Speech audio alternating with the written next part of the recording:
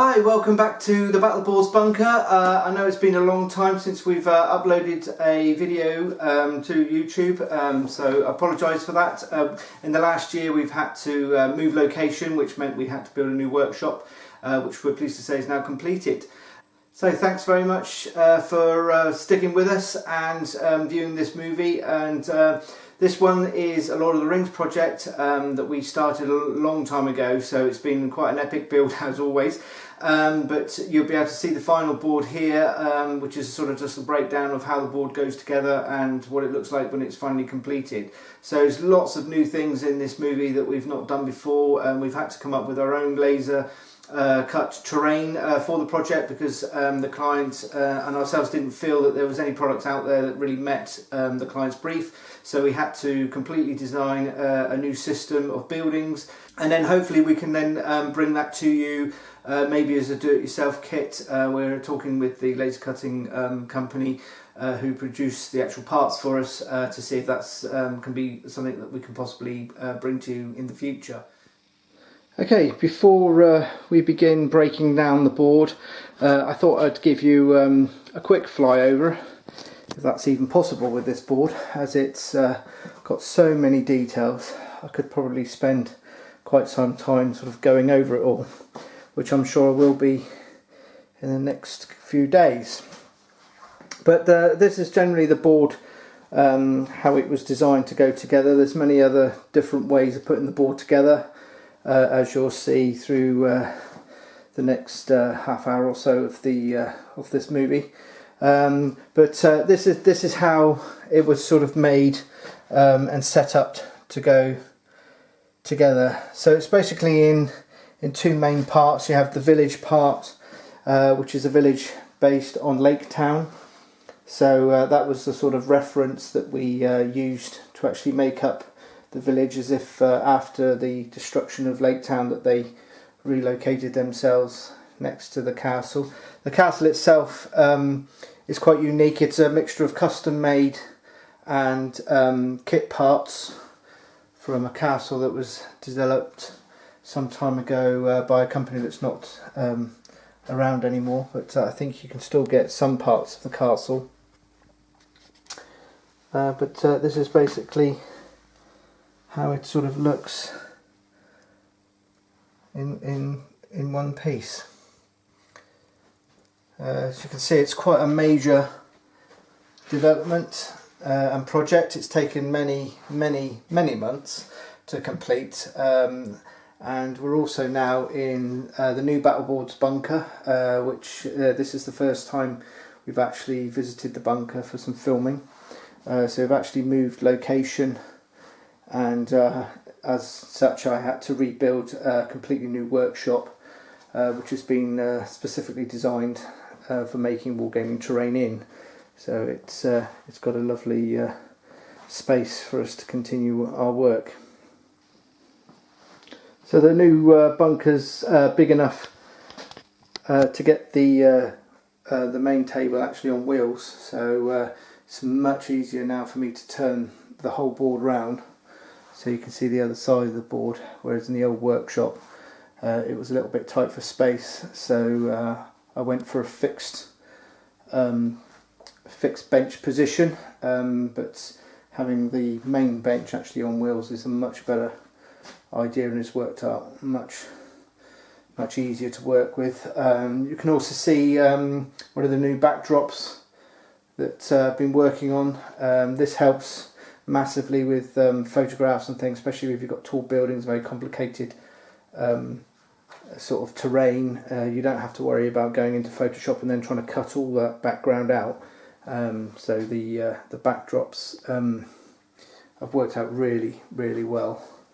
So these hopefully will be available from the store soon, and they're simply just sort of like a fabric, stitched fabric printed with a custom design, which has been specifically designed for low level shots, so it should work really well in photographs and things. But yeah, these will soon be available on the shop.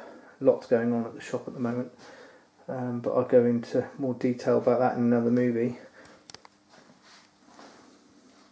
So that's the beast. It's taken a couple of years to complete. Those of you who have been following me have probably noticed the lack of videos being posted, which I do apologise. The move and the new workshop took a good 6 to 8 months to complete because we had to build it from scratch. So apologies for that, but hopefully you'll get to see some really cool movies now in the future, and maybe, you never know, they might not take me so long to make.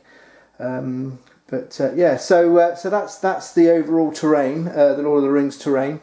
So we'll break that down into its components and start with the shaky cam, because I don't want to get too many complaints about people feeling ill, as I did in my first few movies.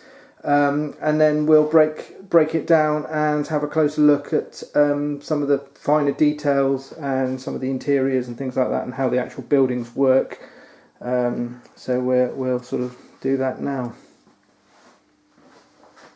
Okay, before getting stuck and showing you sort of in detail the boards, I thought it would be a good idea if we just go over the houses and the buildings, particularly for the Lake Town section, as they're really complicated.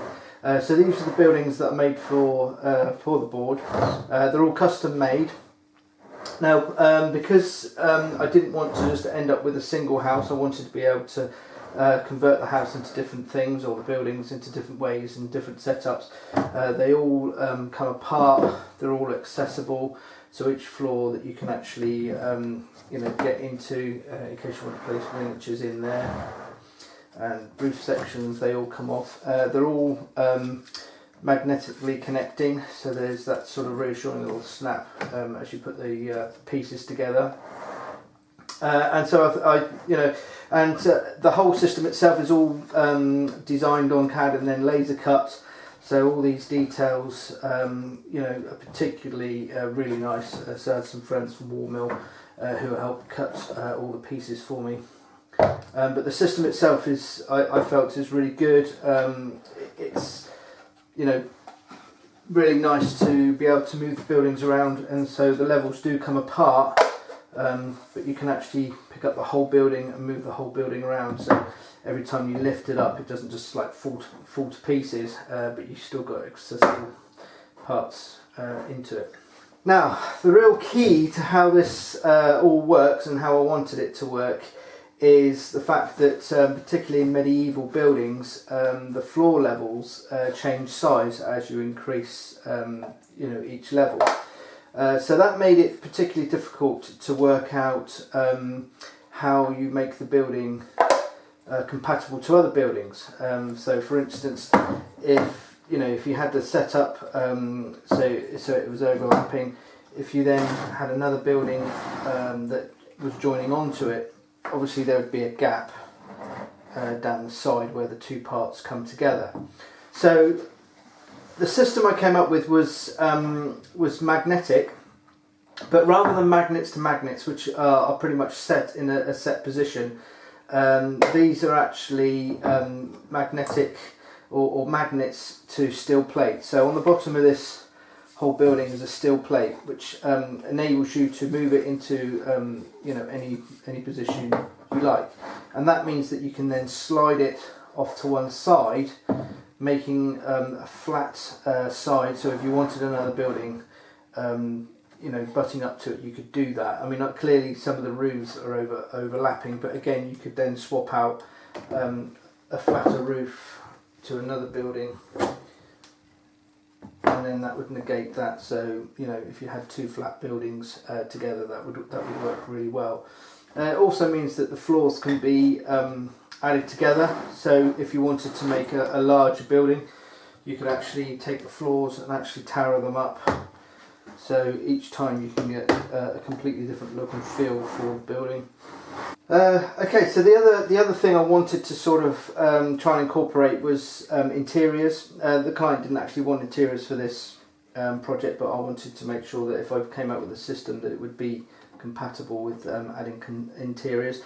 So this has the interior of the new Mantix town crate, which has some great little sort of plastic parts that are compatible with houses, so they can go in there to make up the the separate bars, or they do some great great sort of sets, all based around sort of general sort of townscapes, hence the name. So there's lots of little barrels and things like that can be added, which are all sort of in keeping with the size that I came up with. What was also I was quite keen to do was make the shutters on the windows open, so they can be closed, and that just gave the whole sort of building a much more of a three-dimensional look. And also you could use it as part of the gameplay where characters could be hidden behind the windows and the shutters could be open and they could, see out or smash the windows and sort of repel any sort of attack. The houses work great, just laid flat on the table. They can almost be used as like a dungeon, so you can just add buildings onto each other and run a sort of role play scenario, and then all the parts are compatible, so you can just add them and go up to the next level. Or most of the doors open and close, but some are fixed. These are the Mantic doors that I've just used as well, as just to give it some extra detailing. But things like the little shutters and things on the windows, they all move if you want people shooting out or suddenly becoming visible. I've also made these little extra smaller building sections, and these are great because they can actually work with the overhang. So as the overhang's different, the building can, these little small anti-buildings can sort of slide underneath, and then the roofs can be put on afterwards to create different effects. So they can work in different ways, and they're all compatible with each other. So you can just basically break up the look. I've painted the buildings in several different colours, just like the sort of Hobbit film. Other features that I wanted to include in the buildings was some sort of signage system that sticks out from the actual buildings itself, so you could have different signs for different things like blacksmiths or the town pub or things like that. But again, all this stuff here is quite delicate and would probably break off in gameplay if it wasn't sort of treated in a special manner. So I've made all the signage magnetic, so those can be put on and they can be changed as well. So these little details, they really help as well. So in for instance, you could play a game where you're playing capture the flag effectively, or capture the pub, and you could actually change the signs over for red and blue. As you capture that particular pub or take over the pub, you could change the sign, and that could involve a whole game scenario in itself. The other thing I did was make some smaller add-ons to the buildings. This one I had great fun making, which was the blacksmith's sort of hut, and in there's all the bits and pieces that the blacksmith would use, and that's all come from Mantic. Again, the townscape includes a blacksmith's set, so that's all what went in there. Some great detailing in that, which I think it gives life to the whole board, and you can play out different scenarios, role playing, where you have to get your horseshoes before you can continue on, or drop your horse off and then go off to the pub. So that's all what went in there. I didn't magnetically connect the roof on this one. This one just happily sits on there. It's quite tight, so that's fine. And again, that's mobile and portable. That can be placed anywhere on the board. So yeah, I was really pleased with how that came out. And this is the first building I sort of started the project with. This is the inn. So it has all the doors are opening, it has the shutters that open as well, and then that has the second floor that can be added onto the top of that, and then on top of that you can then add the roof. Again, the roof can be placed either way round depending on which details you want showing which side, and then as well as the buildings itself, I then made these little elevated catwalks or raised sections. They can be added onto the buildings as well to further extend those, and they all come with little detachable staircases as well. So the whole thing together, I think becomes quite an impressive piece. So this extra bit has like a double staircase that can go to the top. So if it's connected to a building, you've got a way up to the top level. It can also be set up as a separate sort of feature in the village, maybe an executioner's platform where you've got the steps are compatible with it, so you can then take prisoners up the top and execute them, or do an auction, cattle auction, something like that. So it's really made to be very flexible. So this is the roof section to the main town hall. Again, it's got loads of details with this extra hanging piece. And the way the kit works is that you basically have the basics for any building. So this has some great detailing, and you basically with the kit you just sort of make it up, and as you go along there's no real instructions at all, and you sort of just let your imagination go wild. And then you can add extra pieces on top to sort of build up the building to how you want it.